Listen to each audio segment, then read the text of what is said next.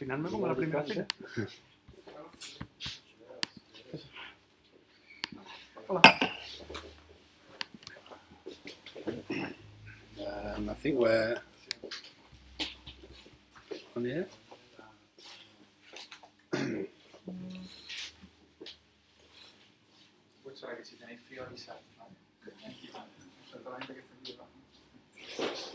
Yep, we're on the air. Cool. Okay. So, well, thank you all for coming. This first International Writers' Evening in Alcalá. We hope it's the first of many. Tonight, it's going to be two writers, myself and Barry O'Leary, who's written Falling for Flamenco. He's going to read some extracts from that. So I'll leave you in his capable hands. Just like to say thank you to Mariano and to Antonio, to the bookstore, for allowing us the opportunity to speak here. And Barry, it's all yours. Thank you, Craig. Well, first, thanks for having us here, Mariano and Antonio, and thanks a lot, Craig, for sorting this out tonight. So basically, I'm going to read like 5 different parts of my book. All right. So the first reading is when Charlie discovers flamenco. So basically, he's had a really bad day in London. He's lost his job, and he was performing in a concert with his band. And basically, he was in love with the singer of the band. Okay, and he sees the singer is flirting with the drummer. So he goes crazy on stage, and he throws his guitar at the drummer, and it's like an absolute disaster on stage. And so everybody's like, "You're an idiot, you know, what have you done?" And he's in the middle of London, and he's lost. He's had a terrible day. Okay. Okay, so and just like that, he was alone, standing outside the world's end on a Thursday night, while people dodged around him. What a bloody day, he thought to himself as he walked, unsure where he was going. It was still only 10 at night, so there was no way he was going home, even if the only person who could console him was his mum. He couldn't face sitting down to a plate of chips, peas, and faggots either. So he continued, cursing himself for being such an idiot.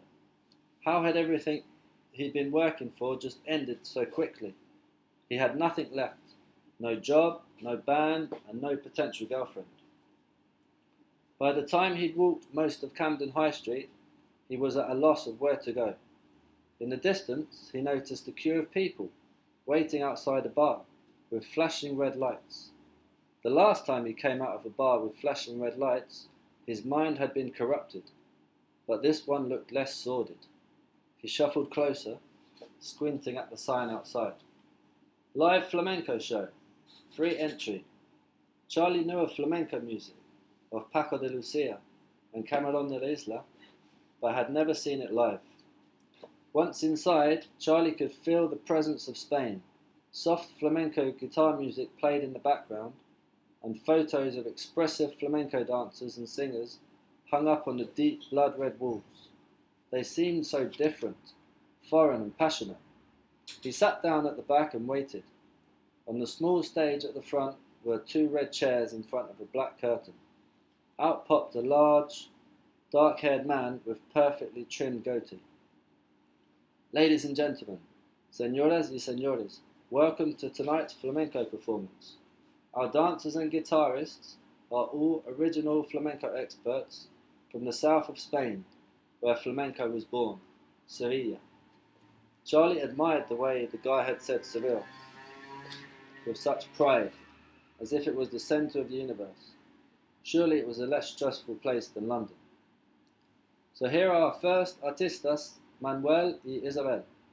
The crowd clapped as Manuel came out, holding his guitar high in the air. He was dressed in all black, a suave Spanish man with long dark hair and a designer stubble beard. The way he did a small circle on stage before taking his chair and spinning his guitar on his knee made him look so stylish and sophisticated. As Manuel played, Charlie relaxed for the first time that day. The nightmares drifted away as Charlie was transported to a Spanish land. The soft way that Manuel played was soothing, such a lovely romantic sound. His quick and nimble fingerwork was inspiring to Charlie. He wanted to play like that. He knew he could. He was able to pick up most guitar styles. He studied Manuel's hands, how they moved along the strings, and began to copy on his forehand. Why had he never considered playing flamenco before? So then, basically, he goes home and he says to his parents that he's going to Seville to try to be a flamenco guitarist. Okay, just gonna have some more. Okay, the next scene is from Mercedes. So Mercedes, she's a flamenco dancer, and she's been dancing for 15 years or so, and it's her first live flamenco performance in the tablao. Okay, so she's basically just had a fight with her boyfriend Javier because she's asking. She says to him, "Are you coming to see me tonight?" And he says no. She's like, "Why not?" And he's like, "Oh, it's my mum." He's like, "What happened to your mum?" He's like, "Well, she needs me to take her to Mercadona because there's a special offer on tuna." Okay? So she's like, "What? You're blowing me out for your mum to go and buy tuna in Mercadona?" And so she's like, "He's an idiot. He's an idiot." No? So she's really annoyed. She gets to the flamenco tablao, and she sees her best friend, and the best friend is Lola. Okay. Okay, so what's up? Asked Lola. Nothing. I'm just a bit nervous. Well, don't be. You'll be amazing. They both turned and looked in the mirror together and smiled. Mercedes felt proud of their beauty and how they'd become women. I hope so. Of course you will. Never doubt yourself. Come on. We'd better go. As she pushed a red rose tighter to steady her black bun, her grandfather's face flashed through her mind. She wished he could be there, but Lola was the next best person to have by her side. She looked down her top and checked the pendant was still there. You can do this, Lola said, kissing her on the cheek. Just remember what I told you. Don't let anyone in the audience put you off. There can be some grotesque men out there. Just ignore the slimy bastards. Never look at the men in the front row. They are perverts and will try to distract you. Mercedes began to feel panicky, but as long as Lola was by her side, she felt strong enough to perform. Jaime was backstage and introduced the guitarist and singer quickly. There was no time to get to know each other, just a quick kiss on the cheek and a brief mention of names. Mercedes was too nervous to even notice what they were called. All she could think about was that she was going to be on stage soon. Get a move on then, said Jaime. As they came through the black curtains, the tightly packed crowd hushed and fell silent. Once they'd occupied their stalls, the guitarist began to play. Mercedes sat with her back straight and kept her head down, not wanting to look up to see the audience. She waited patiently for the signs to begin dancing. As the guitarist picked up the tempo, gliding his fingers graciously over the strings, the singer let out a low, soft wail, which ricocheted through the room. Mercedes could feel the passion from his powerful voice, the strength behind his soul. She copied Lola as she raised her hands to her midriff and began to clap slow, firm palmadas, finding the compás. Guapas, shouted several people. Mercedes knew they were pretty, but that wasn't why she wanted to turn heads. It was her dancing which made her thrive. The singer deepened his chant and let out a stream of sound that resonated through the bodies and hearts of the audience. Mercedes could feel the emotion building from within, which was enhanced as the guitarist began to play faster and stronger. They began to tap their feet, slowly at first, firm, short taps, alternating from one foot to the other, setting the rhythm. The compás began to control their bodies, as if in a trance. Lola sprang into action, standing up and smashing her heels on the floor. Mercedes followed slightly behind. She blew air up on her own face to try to cool down, but it was no use. Her whole body was on fire. Sweat was dripping from her brow. She kept her eyes down, concentrating as she moved her arms above her head, rotating her wrists while raising her head up to face the crowd. The impact of the numerous eyes started to distract her, but she battled on. Then she did exactly what Lola had warned her not to do. She looked at two men in the front row. They were both leering at her. One licked his lips, and the other poked his tongue out in a creepy way. "Come on, darling," shouted one. "Why don't you show us a bit more chest?" he added, nudging his colleague on the arm as they both laughed. The comment completely interrupted her concentration, and she lost her way. Her left foot buckled underneath her, and she stumbled and fell. The crowd gasped. The singer and guitarist stopped and dashed over. She winced, distraught that she'd lost concentration. She could feel her face going red. "See, she's not a real dancer," said the man. "Perhaps she'd be better in a strip bar." Several men began to laugh. She looked up and saw them pointing and laughing. She was furious. She could feel the tears building. So then she's like on the floor, and they go backstage, and Lola, she tries to help her to feel confident again. And they go back out, and she performs like her best ever dance. And then she has the confidence. Yeah? And then they go out afterwards for a drink. And Mercedes is like, she's tired of men in Seville, and she wants to change. And Lola says, why don't you try finding Giri? He's not from Spain. So she's like, yeah, well, I've been thinking about that. I've always had an attraction for English men. Okay? And then she goes home, and she meets her father. Okay, and he's the problem.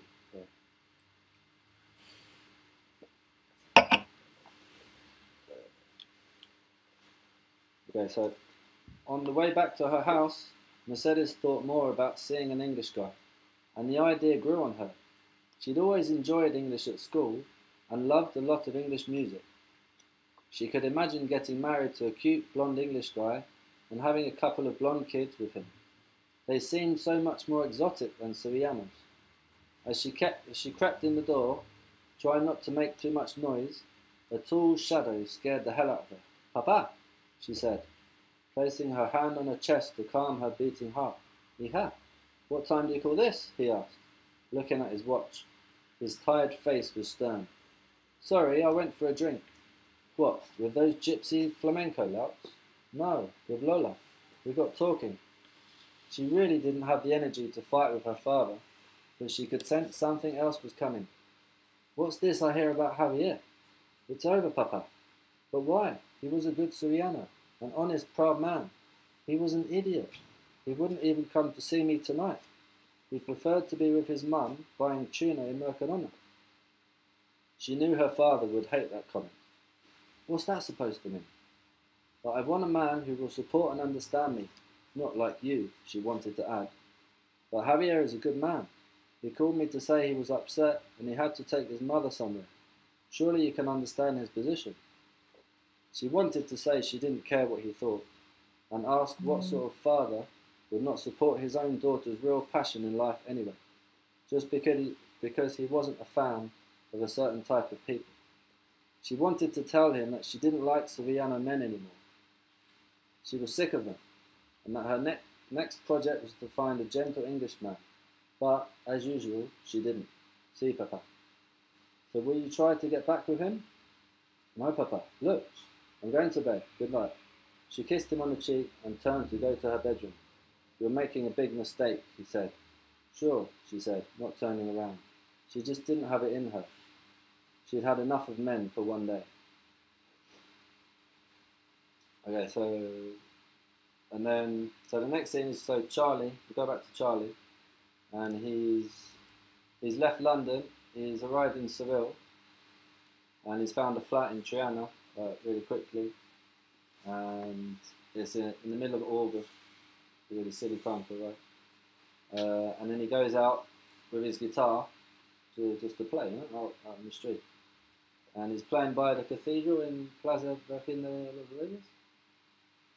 And he's sitting there playing the guitar, and suddenly he feels this thing on his foot, yeah? And it's basically horse shit.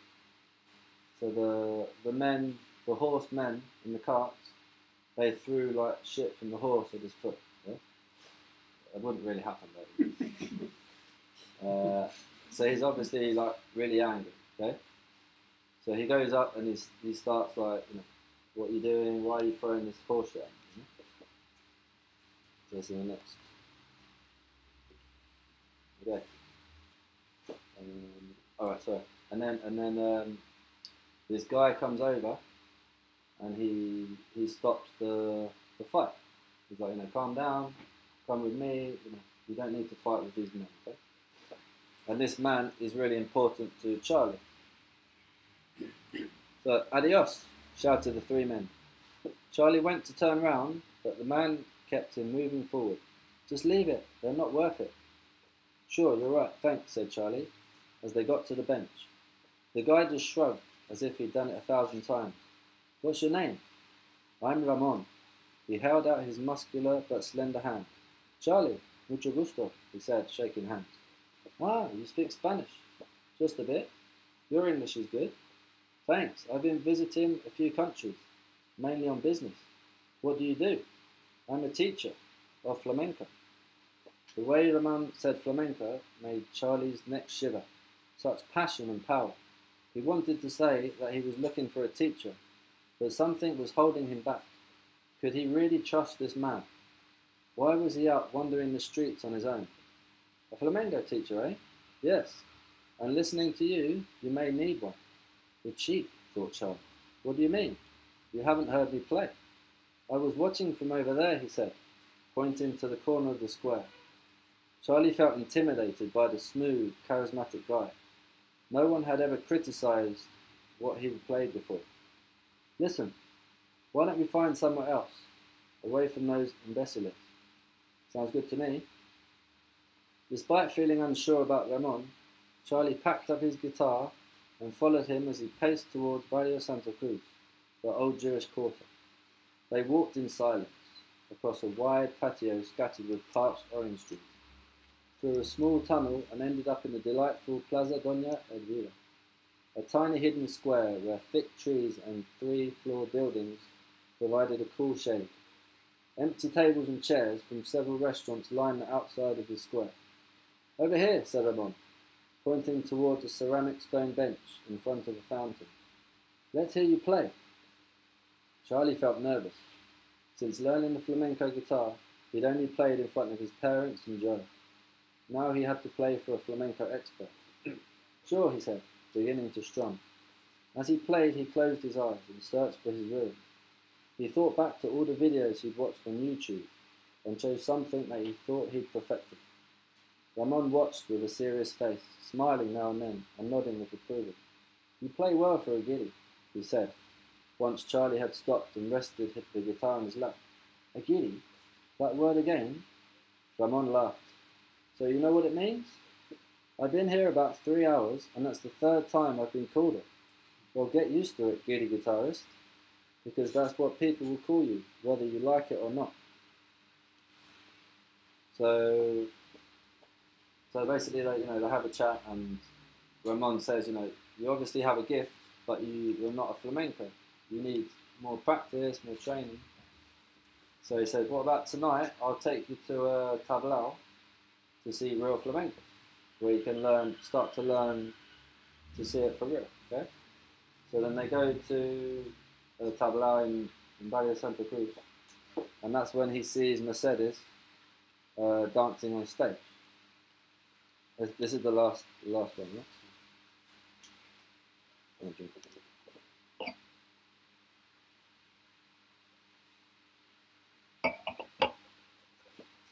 Okay, so Charlie followed the guitarist's moves and began to realise that maybe he was out of his league after all.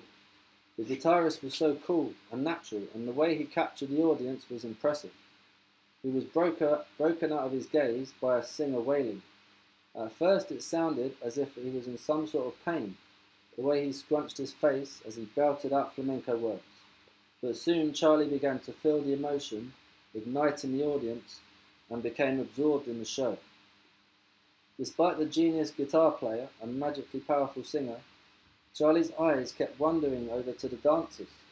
They were still sat next to each other, clapping more furiously now.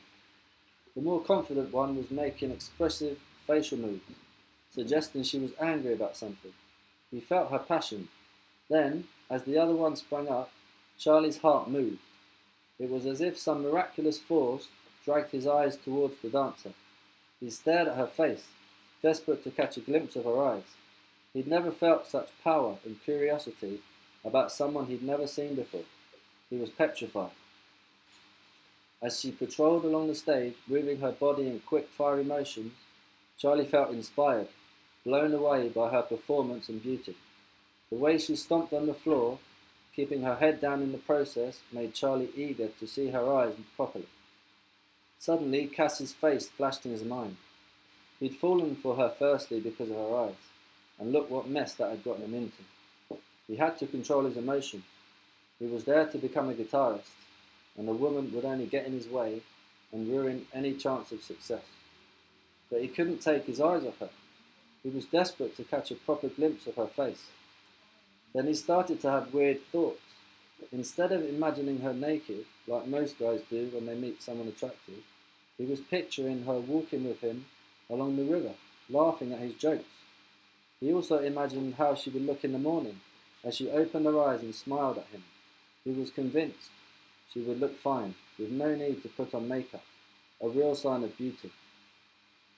Surely she'd look great walking around his flat in only one of his shirts, showing her cute behind. "Focus, hot air!" snapped Ramon. Charlie jumped, completely woken from his daze. But after a couple more minutes watching the guitarist, his eyes fixed on her again. Impressed by how she was dancing passionately and winning the hearts of the crowd. Then he witnessed her full beauty. She came to a halt by stomping her feet on the ground and raising her hands. As she lifted her head and eyes, she stared straight at him. Her brilliant, opaque eyes caught him. Her look of innocence and pain struck his heart as if she was crying out for someone. He smiled, a pathetic smile that his parents and Joe would have laughed at. One of those smiles that takes control of your face when you watch a romantic film and realise that the two main characters are, after all, actually in love.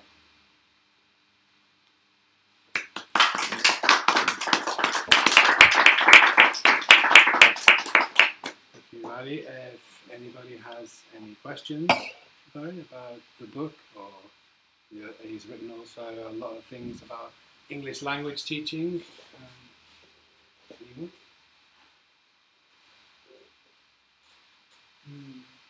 ¿Cómo se traduce compás? Compás? ¿O cómo lo explica en el contexto de la novela? What do you mean, in English, do you mean? Or?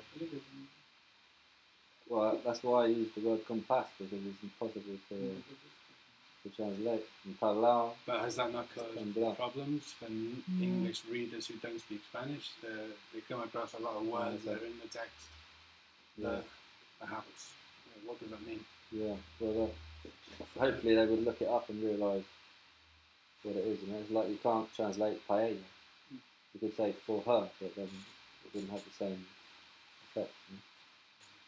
But I tried to keep the flamenco as the same as Egojito or a feria. You just keep the original words, because some words they just sound better in Spanish, you know.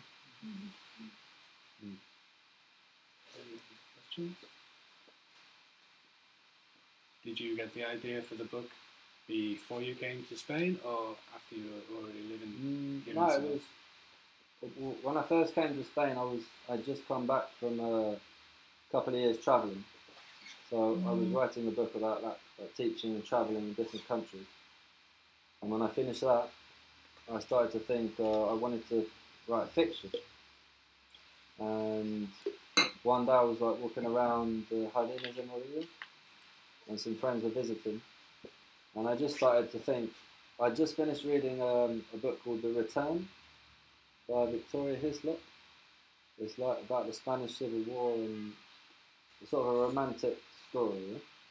And then I thought about me and my wife, and I thought, how we met, because she was my student in class, you know, and so like that last scene that I read was how I felt when she came in the classroom.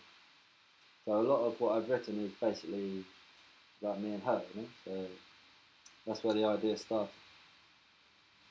And it's just taken off from there. So. The flamenco part, are you interested in flamenco specifically? No. Yeah. Well, no, I still don't understand when they're singing, you know. Yeah, yeah. But I really like the music, and we used to go out before we had kids. We used to go a lot to the tablaos and just watch flamenco and try and absorb it, you know. And I remember once I took my sister, Kelly, and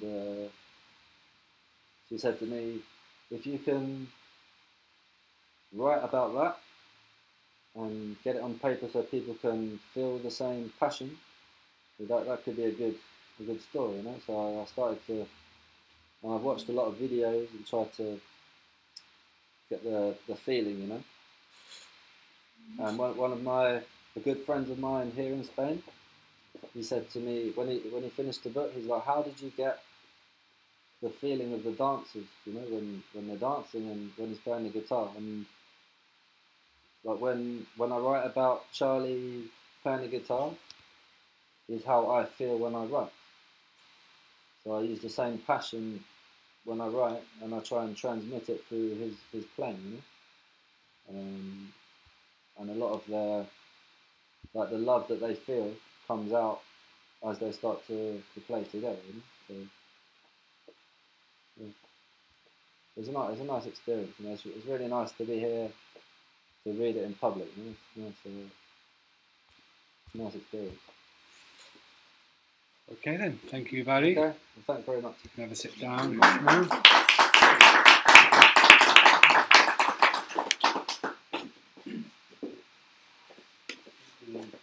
Take one space for one.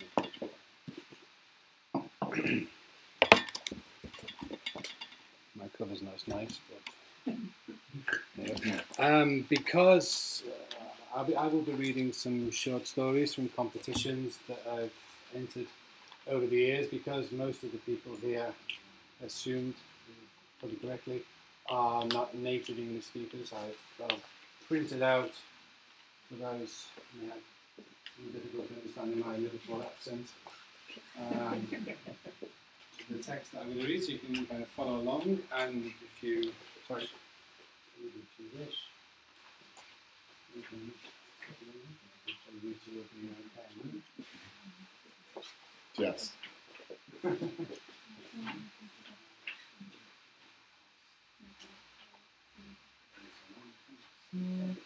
Well, the first story that I'm going to read, I'll read it just from here.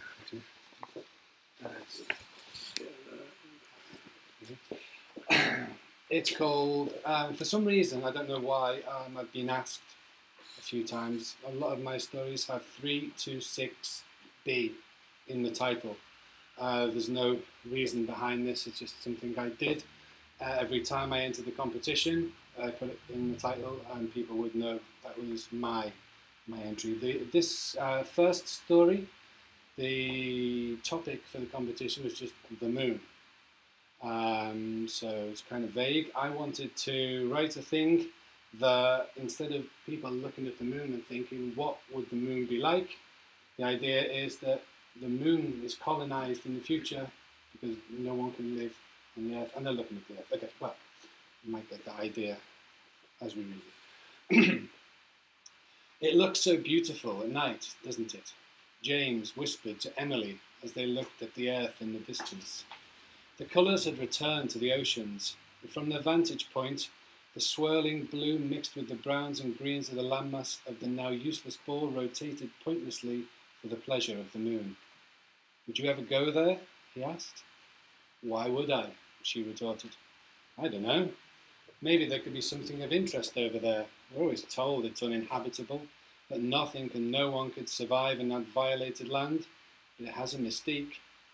You can't say that you're not somehow drawn to it, James continued. You know that they say we came from there, that our ancestors were citizens of the earth, but failed to look after it. There's a book, it's called The Great Selection, and secretly all governments of the world were given the right to choose 2.3% of their population for relocation on the moon. Sorry, I mean home. You spend too much time with the visualizers, she laughed. All of those stories have been rebuffed time and time again. We can pinpoint the year zero to the age of our glorious planet, 459 years ago. And that's why we're going to be late. Come on, it's time for the ceremony. Happy 500th birthday, Mr. Moon. I'll get my jacket. James wanted to believe there was something to the earth. He opened the door to the wardrobe and reached inside. Once he was inside, he took something that was not his jacket. It felt like a tree, or the branch of a tree at least. As he tried to get a better grip, it seemed to take hold of him rather than the other way round. And before he knew it, he'd been pulled into a kind of wormhole through the moon. He looked up and tried to find the position of the Earth to locate himself. The Earth was not there anymore, but had been replaced by a much smaller globe, perfectly white and shining brightly in the night sky. He wondered what this orb could be. It could not be the moon, as he had done the whole Mars touristy thing where you can see the globe from the Data Mountains of London on the banks of the artificial Meridian Sea. So, could it be Venus? He thought to himself. He reached into his pocket to activate his spatializer, but could not get a signal. From out of the night, an animal passed him. He knew of these beasts from history books as being the ancestors of the now perfect horse. When life began, now 500 years ago, many of the creatures who now proudly roam the moon were ineffective beasts that needed the help of science to become more efficient in their living environs. The old plans for these beasts were then wiped in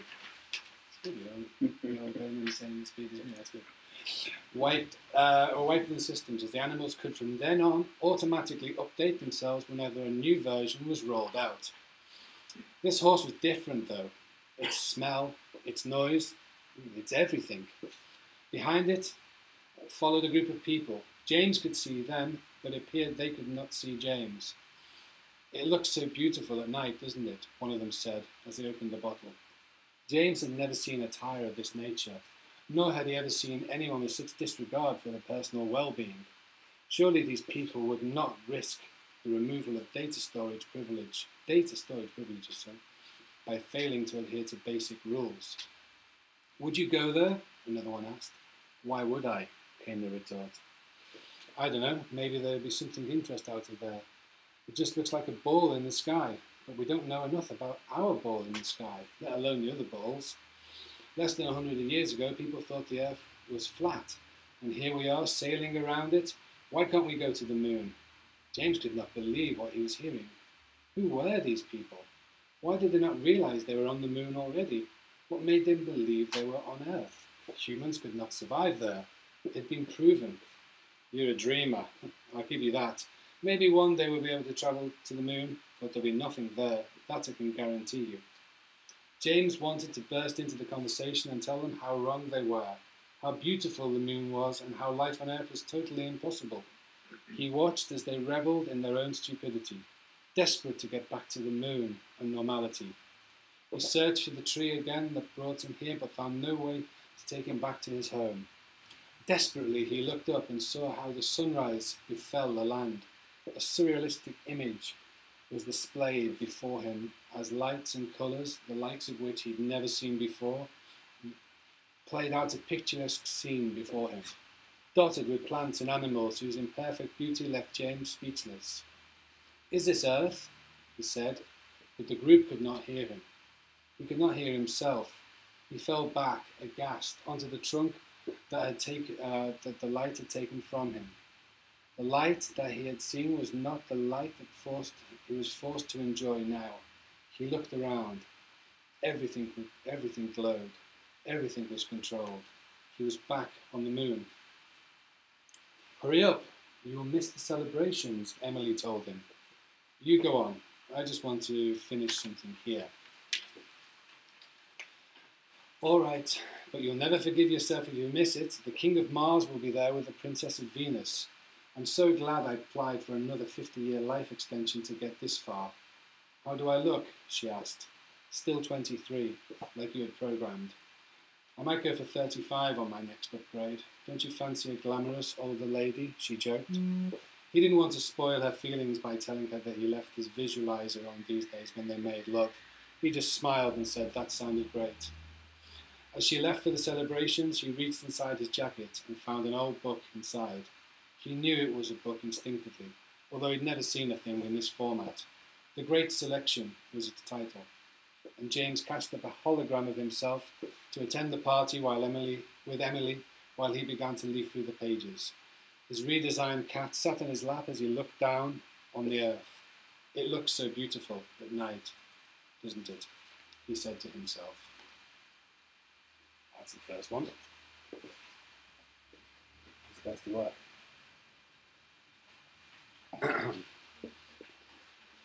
The second one was from the first competition that I entered, which is now more than 10 years ago. At this time, for some reason, I thought it was quite clever to have incredibly long titles, something that I've stopped doing now. Anyway, there are 3 characters in this story, simply a dog, a cat, and a mouse. The dog bit the cat. The cat assumed its customary position to return the favour, preparing his claws for a vicious attack on the canine's already battle-weary left eye when he was struck by a rather revolutionary idea.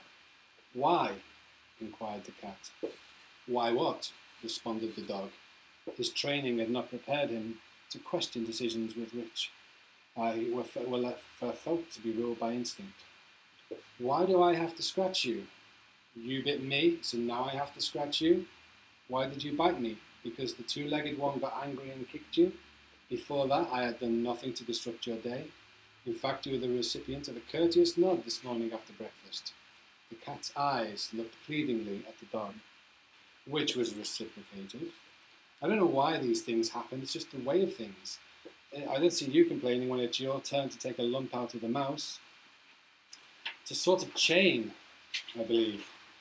It all starts with the human who suffers from intolerable mood swings, normally around 5:45 on a Saturday evening. He blasphemes and kicks me. Then I get angered and get my teeth into my feline companion.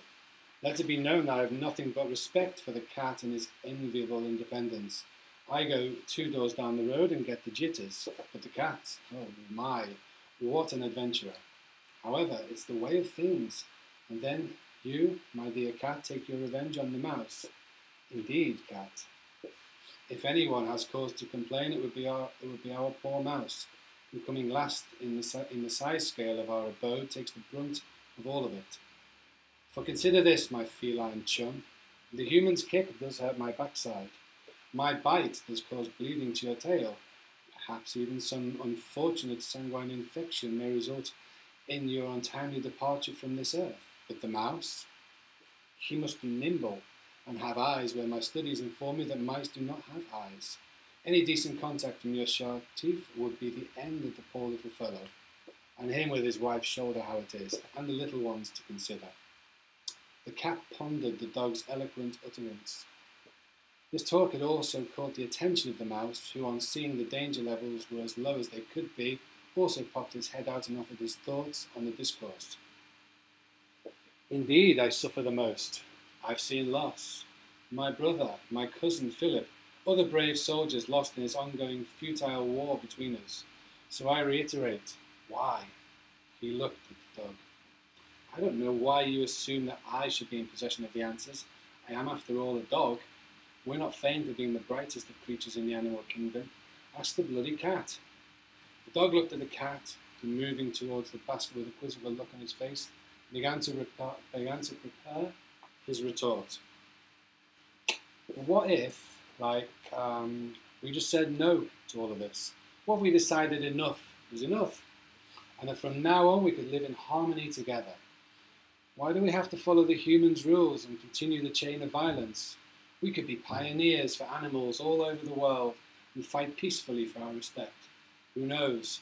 Maybe the humans will see the error of their ways and learn from us and our peaceful cohabitation could be a model for them to end all wars and suffering. The cat was very excited about this possibility, and he was joined by the mouse, also believing a new world order was possible. Doesn't it always take one bold soul to make the first move and risk their own lives for the common cause? Our suffering should be remembered by animals and humans all over the world. Perhaps we shall die as martyrs, but our names will be repeated forever. He enthusiastically finished. Unfortunately, you're forgetting one thing, the dog interjected. I would be more than willing to sign a non-aggression treaty with you both, but the problem is the human, as there is no way of communicating with him. God knows we've tried, but it's just impossible. And that means one thing. No violence for you, but continued violence for me. And that's something I'm small for. He wouldn't dare touch the cat ever since he read that book about the ancient Egyptians. And the mouse? How? Well, he tries to insult the mouse's intelligence by putting mouldy cheese on a rusty old trap. Little does he know that the mouse has a back route into the pantry where the cheese is left overnight, and when he comes back from the place that he calls the pub, and walks in a strange way. Nice little supply of double Gloucester and Brie you built up there, young mouse. The dog winked at the mouse, surprised at the discovery of his secret stash. How do you know about that? I thought my covert missions were kept well out of the public eye. I even used some tiny nail scissors. He turned to the cat. Yes, the ones that you lent me to trim your nails, to cut the cheese, but without any telltale little bite marks. Obviously, I did wash them afterwards. You know, hygiene is important to me. I'm not a bloody rat, you know. They all laughed at that and remembered what a bad time they went through during the rat period, and how they pulled together and formed a solid union. Unfortunately, the bond became weaker and weaker as time went on, and the rats were exterminated by the men in red. Soon they fell back into their own ways, and it was around this time that the mouse lost his brother. The dog continued. Maybe you're right, though. Maybe we are becoming too much like them, too materialistic, too comfortable with our possessions, with our pedigree chum, extra roughage dog biscuits, our Whiskers select menus, salmon and prawn for the love of God. Not even in the good old days of Cairo did you eat so well. Comfy baskets, travel accessories. Bows, he even bought me a Burberry dog warmer thing for Christmas. They're turning us into little quadruped versions of themselves. I'm decided. I will take the cause in the name of old dogs dressed in stupid tartan accessories, and I'll take my beatings and think only of my good animal friends. My suffering will be your liberation. The cat and the mouse cheered wildly. This caused the human to look round from the couch, and surprised to see the conference between the three animals, threw an empty can at the dog. Bravely, he stood as a can rebounded from his head. The cat and the mouse urgently awaited a reaction, but the dog stood stoically.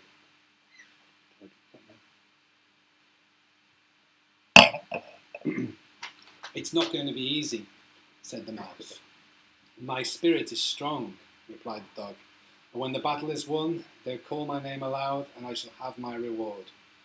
The dog stood like a brave soldier going into war. The cat thought the dog was going a little bit far, but he could do without hearing all the sentimental slosh, but said nothing. We must celebrate. The human is asleep. Let's watch TV, proclaimed the mouse, and the three climbed onto the couch and took the remote control from the human as he snored. Changing the channel, the three watched longingly of a commercial for Coca-Cola and were soon thinking of their favourite treats. Maybe they wouldn't have to be given up to achieve their goals. As the adverts finished, a Steven Seagal film began, the dog's favourite. The cat hated that false depiction of policing and tried to get remote control off the dog to see what was on Channel 4. The mouse suggested changing rooms, but was none too politely told to forget it.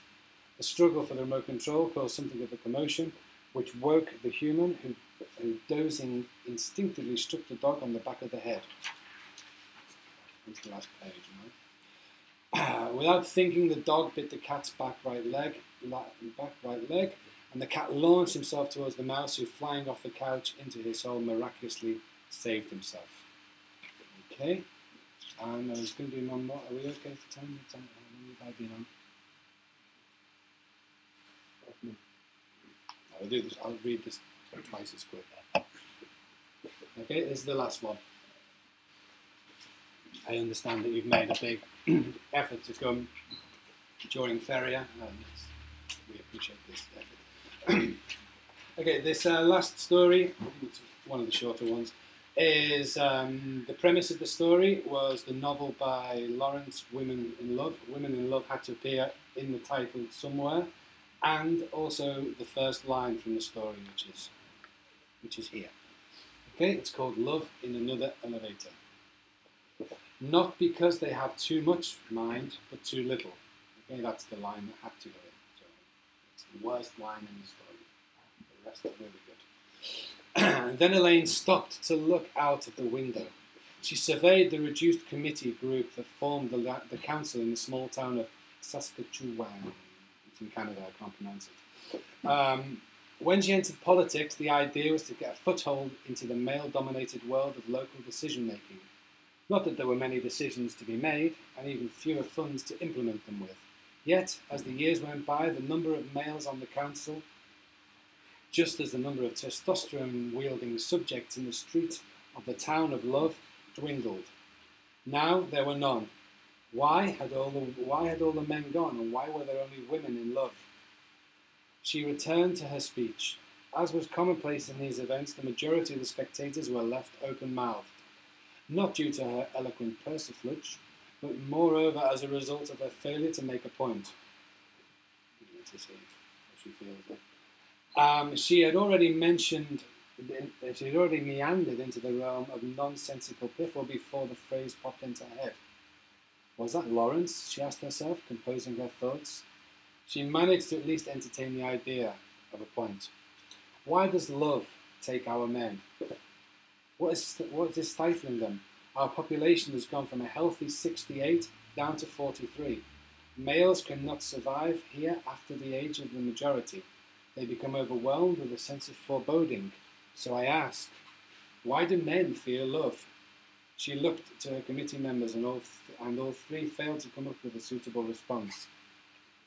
When the men started to wane, it was the elderly first, they lacked the strength to survive in love and had often been left alone in love. Nobody took much notice as towns like Love could see their demographics thrown off the scale with a bad bout of flu or the right team winning at ice hockey. However, this time it was different. Love was making the older males waste away, and love was taking its toll on the younger specimens. Only the children were able to carry on as normal. But again, they were few and far between. 6 male children under the age of 18 lived happily and unaffected by love. It was once the male celebrated his 18th birthday that love began to take its toll on the men. Some men tried to leave but always ended up wandering back bewildered. Others withered and became part of the snow, as if love was too much for them. Gloria had a pencil in her mouth. Like Elaine, her husband had gone, and her eldest son. She had another boy who was 16 and was keen to find a solution. At first, they took on the idea of bringing people from outside to make the locals fight for love. But the newcomers were overcome by love as soon as they entered the municipality. For the time being, love had closed its doors. She looked up. We've all lost something in love, something that was dear to us, and some of us are awaiting our next loss. We know from past experience that time is ticking away. If we don't do something soon, our children will become men, and as we know, there are no men in love. Elaine looked at Gloria and her colleagues. We have studied something. We've studied everything. If we allow the outside world to know what's wrong with love, the place will become a circus. There is always a solution. It's just out of reach. We just need to think. Let's get everyone in here. As the room filled with all the town's inhabitants, they split into groups to go over, once again, the details of the men's disappearances. It was not exactly death that befell them, just a death-like aura that pervaded their bodies and meant they were, to all intents and purposes, dead. So you could say that the foregoing is somewhat relative. Elaine insisted they took a scientific approach. When did the first man go? She asked. End of 2002. Old Jed. He was 92. They found him crying next to the old wheat pool elevator, the lady responded. My Gary was crying about the elevator too when he stopped. Just said, I can't believe they closed it. It was like they shut him down too. All around the room, the women agreed the disappearances were due to the closure of the Saskatchewan Wheat Pool elevator at Choseland. Since its construction in 1947, the elevator had, so to speak, put the town of Love on the map. A small, dark speck on the top corner, but nonetheless, there was Love. It brought farmers to the town and allowed for local commerce to flourish. The population soared to over 100, and many winter nights were made cosier next to the fire at Jigger's Tavern. Many of the town's residents and some of the ladies still in the council chambers today were products of those heady nights in the tavern after a particularly successful fair. The grain shifting between towns without overlooking Love and creating a pleasant place to live and grow. Love had been rejuvenated. Even the older folk seemed to have let a decade or two slip. Astounded travellers looked on aghast as happy couples strolled Love streets, even as hard times razed other villages. Love continued to flourish. Love could not be stopped. Love was going places. Then there was talk. Talk of closing down the elevator. Talk of moving the grain markets. Talk of doing things without Love. All the trade was moved to Prince Albert, more than 100 kilometres away. Love began to suffer, and finally in 2002, the closure was announced. Over the years, the male residents began to lose their verve and slowly drift into the limbo state they found themselves in now. Let's go and see them, Gloria suggested. We might get some inspiration. Nobody had a better idea, and the ladies agreed that there was something comforting about seeing the men, even though they were preserved in a chamber above the council offices, waiting, hoping that one day a solution would bring them back to Love. And there they were, the men, all aged 18 and over, all alive yet effectively dead. Gloria's boy, the next oldest, began to cry.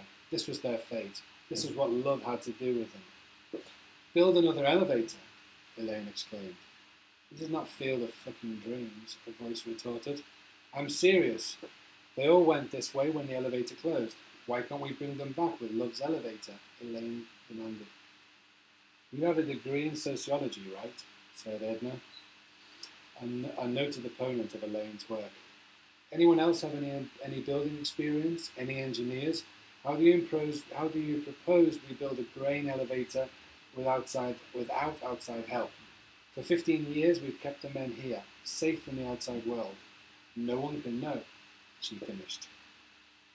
I know no one can know. We can build it. If we build it, they will return and finish the elevator. They will make it work. They never wanted to say goodbye to Love. Okay, that's probably enough milking the Love gag now, don't you think? At the beginning it was kind of amusing, but now it's just getting tiresome. I'm prepared to do anything for my boy. He has less than a year before he ends up like the rest of them. I don't know how to do it. Maybe there's a video on YouTube, but until someone comes up with a better plan, we're going to build a grain elevator. What's more, it's spring now. This is the time to do it. We will wait. If we wait until the winter, the task will be even harder. All we have to do is build the second best grain elevator that Love has ever known. Gloria effectively seconded Elaine's proposal. Elaine and Gloria walked over to their family's section and told their husbands and children that they were going to bring the elevator back. For a brief moment, Gloria saw a glimmer in her husband's eyes when she mentioned the project.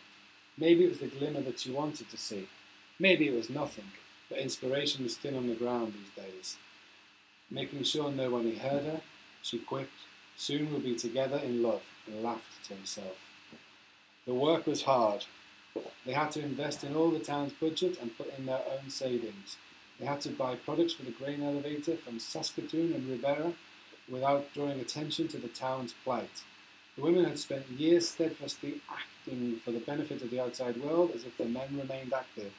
Their salaries were paid every month, rosters were created so that they could use public service and healthcare, tax declarations submitted so the rest of Canada, this is the last page, would think this meaningless place in the middle of nowhere was getting on with being a meaningless place in the middle of nowhere.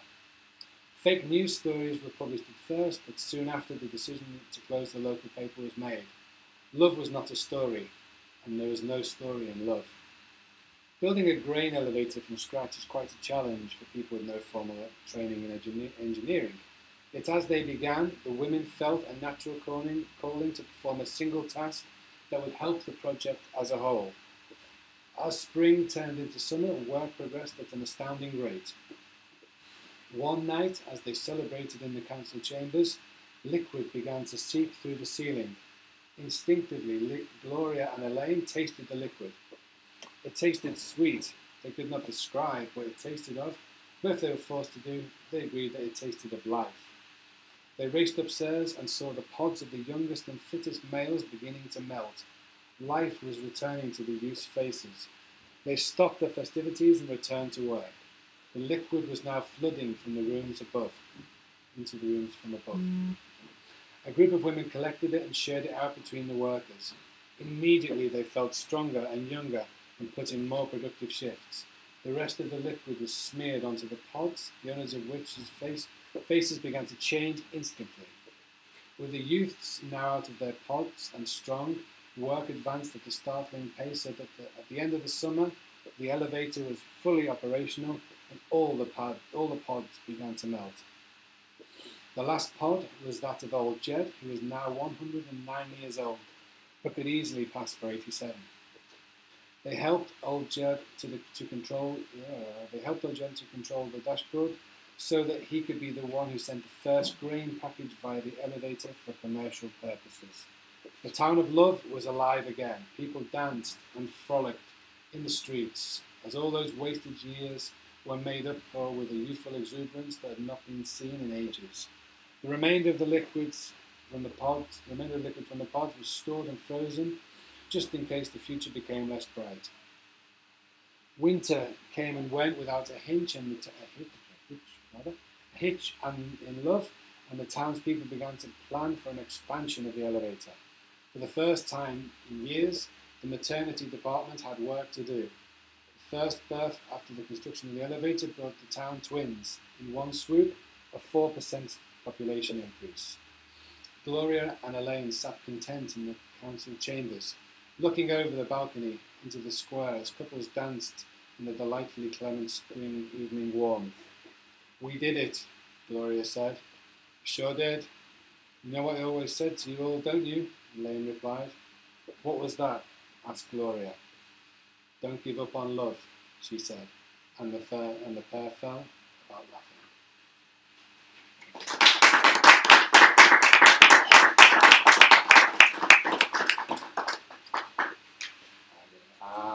I think I went on a little bit longer than Barry, so that was my question. Make it quick. Well, I liked your C.S. Lewis meets Black Mirrors in the first one, wasn't it? It was, Black Mirror has definitely been an influence. Something I'd dream would be to write for something like that. Hopefully, I don't know if anyone from Netflix is here one day. No, I like to.